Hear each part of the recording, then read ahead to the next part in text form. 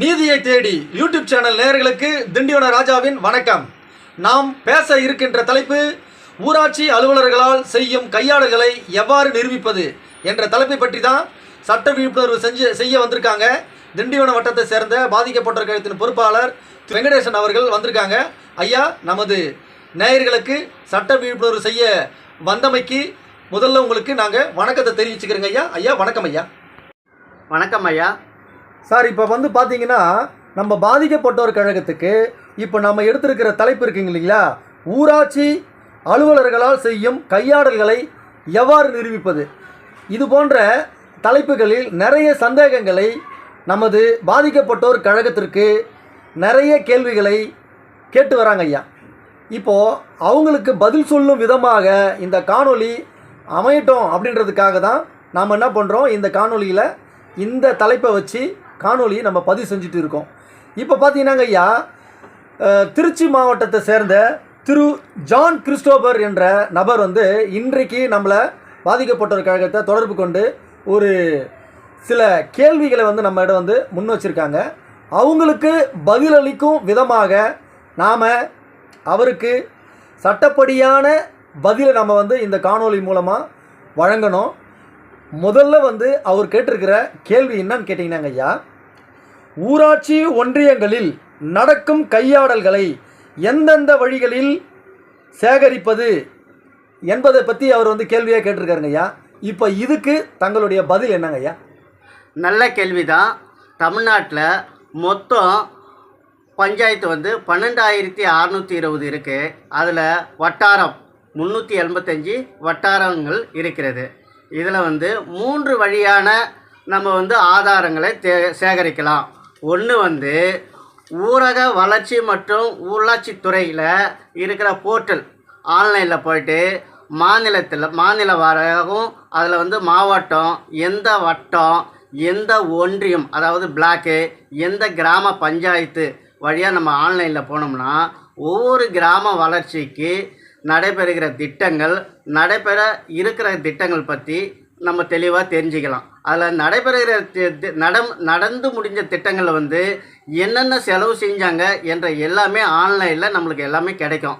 அதில் இருக்கிற ஆன்லைன் மூலமே நம்ம தகவல் திரட்டி எடுத்துக்கலாம்.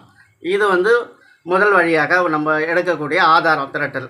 இரண்டாவது வழியாக தகவல் பெறும் உரிமை சட்டம் 2005 பிரிவு 6(1) கீழே ஊரக வளர்ச்சித்துறையில் துணை வட்டார வளர்ச்சி அலுவலர்களில் பொது தகவல்களாக இருக்கிறார்.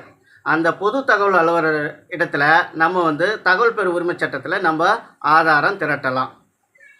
மூன்றாவதாக மத்திய அரசு கொண்டு வந்த BSA என்ற திட்டம், அதாவது சட்டம் என்ற சட்டத்தில் பிரிவு 74, 75 வழியாகவும் நம்ம மனு செஞ்சு நம்மளுக்கு உரிய தகவல் பெற்றுக்கொள்ளலாம். சரிங்க ஐயா. இப்போ நீங்கள் சொன்ன 3 வழிகளில் மற்றும் இருக்கின்ற அவர்களுக்கு தெரிந்த வழிகளில் அவங்க ஆதாரத்தை திரட்டிட்டாங்க ஐயா. இப்போ அந்த ஆதாரத்தை வச்சு தவறு செய்த, அந்த கையாடல் செய்த அந்த ஊராட்சி அலுவலர்கள் மீது எங்கெங்கே நம்ம புகார் கொடுத்து நீதியை பெற முடியுங்க ஐயா? ஒன்று நமது மாவட்டத்தில் இருக்கிற ஆட்சியர், அவர் தான் ஊராட்சியினுடைய அமைப்பு செயலாளராக இருக்கிறார். அவர் இடத்துல நம்ம புகார் தெரிவிக்கலாம். அவர் என்ன பண்ணுவார்னா, அந்த ஊராட்சி மன்ற தலைவர் அல்லது செயலாளர்களை விசாரணை பண்ணி, அந்த விசாரணை முகாந்திரம் இருந்ததுனாக்கா அந்த முகாந்திரத்தின் அடிப்படையில் அவர் மீது துறை ரீதியாக நடவடிக்கை எடுக்கலாம். அதாவது என்னென்னா, பதவி நீக்கம் செய்யலாம், இடைநீக்கம் செய்யலாம். தலைவர் ஊழல் நடத்திருந்தார்னா அவருடைய செக் பவர் நீக்கலாம், அல்லது தலைவர் பதவியை நீக்கம் செய்யலாம். அவருக்கு அந்த அதிகாரம் இருக்குது. இரண்டாவதாக மாநிலத்தில் லஞ்ச ஒழிப்புத்துறை ஒன்று இருக்குது. அந்த துறையில் நம்ம புகார் தெரிவிக்கலாம்.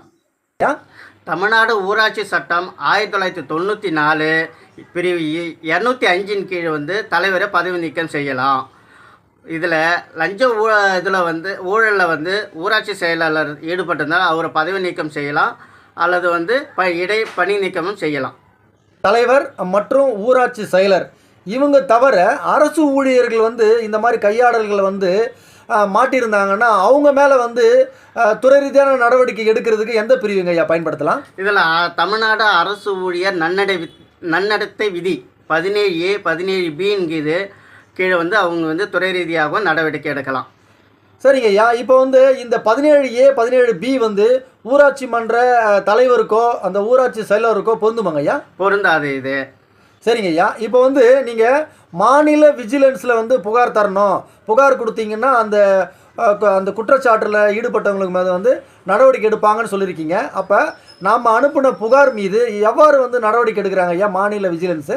மாநில விஜிலன்ஸில் புகார் அளிக்கப்பட்ட புகாரானது அந்தந்த மாவட்டத்தில் உள்ள மாவட்ட லஞ்ச ஒழிப்புத்துறை கண்காணிப்பாளர் அலுவலருக்கு முன்னிலையில் நேரடி விசாரணையும் பண்ணுவாங்க, மறைமுக விசாரணையும் பண்ணுவாங்க. இதில் நேரடி விசாரணை பண்ணும்போது ஊழலில் தொடர்புள்ள அலுவலர் தலைவர் அவங்கெல்லாம் வந்து அழைப்பாணை கொடுத்து உரிய விளக்கங்களை கேட்டு அவங்கள மீது நடவடிக்கை எடுப்பாங்க. அதாவது முதல் தகவல் அறிக்கை பதிஞ்சு நடவடிக்கை எடுப்பாங்கன்னு சொல்றீங்க. சரிங்க ஐயா. இப்போ வந்து பார்த்தீங்கன்னா விஜிலன்ஸ்லேயும் புகார் கொடுத்துட்டோம், மாவட்ட ஆட்சியர்கிட்டையும் புகார் கொடுத்துட்டோம். இவங்க 2 பேருமே வந்து எவ்வித நடவடிக்கை எடுக்கலை நம்ம கொடுத்த மனு மேலே. அதுக்கு வேறு ஏதாவது நடவடிக்கை எடுக்கிறது வேறு வழி இருக்காங்க ஐயா? ஈஸியான வழி இருக்குது. இந்திய அரசு அமைப்பு கோட்பாடு 226 பிரிவின் கீழே உயர்நீதிமன்றத்தில் நீதி பேராணை நம்ம கேட்கலாம். சரிங்க ஐயா. இப்போ சென்னை உயர்நீதிமன்றத்தில் நீங்கள் சொல்கிற மாதிரி ஆர்டிகல் 226 வந்து நீதி பேராணை வழக்கு தொடுப்பதற்கு அந்த பாதிக்கப்பட்டவங்களுக்கு தெரியலனா வேறு யாராவது அவங்களுக்கு சொல்லித்தரதுக்கு வந்து எந்த அமைப்பாவது சட்ட அமைப்பாவது வந்து நாட்டில் இருக்காங்களா? இதை வந்து பார்த்தீங்கன்னா இந்த காணொலி வாயிலாக நீங்கள் பதிவு செஞ்சீங்கன்னா நல்லாயிருக்கும் நான் நினைக்கிறேங்க ஐயா. இருக்கு ஐயா. நமது செந்தமிழ் கிழார் அருப்புக்கோட்டை செந்தமிழ் கிழார் தொடக்கி வச்ச பாதிக்கப்பட்டோர் கழகம் அந்த அவங்க நடத்துகிற சட்ட விழிப்புணர்வில் நம்ம கலந்து கொண்டோம்னா அவங்க சொல்கிற ஆலோசனை சட்ட விழிப்புணர்வுகளை நம்ம தெரிஞ்சு அதன் வழியாகவே நம்ம வந்து பார்ட்டின் பர்சனாகவே நம்ம வந்து உயர்நீதிமன்றத்திலையோ அல்லது மாவட்ட நீதிமன்றத்திலையோ நம்ம வந்து வழக்கு தொடுத்து நம்ம சட்ட அறிவுகளை வந்து நம்ம பெற்று வரலாம். சரிங்க ஐயா. நல்ல விஷயங்களை வந்து நமது நேயர்களுக்கு இங்கே வந்து சட்டப்படியான தகவல்கள் வந்து பகிர்ந்தமைக்கு நீதியை தேடி யூடியூப் சேனல் சார்பாக நன்றியை தெரிவித்துக் கொள்கிறேங்க ஐயா. ஐயா நன்றி. வணக்கங்க ஐயா. வணக்கம் மாமா.